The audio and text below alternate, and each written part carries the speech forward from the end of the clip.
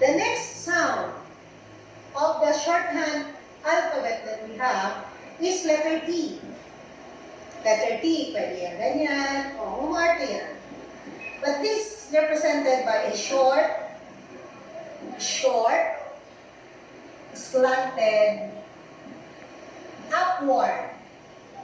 Upward meaning pataas. Upward stroke.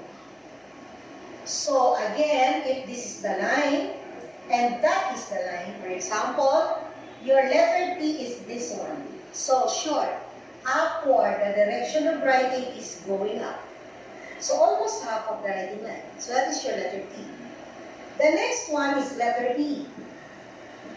So if that one is, the letter T is represented by short, upward, slanted line, letter D is represented by a long, upward, slanted line. Ganda ng sulat ng lola mo. Okay. So again, if this is the line of writing, your letter D is represented by this, occupying one row of the writing line, but the direction of writing is upwards. You do not write it downwards. When you write it downwards, it represents an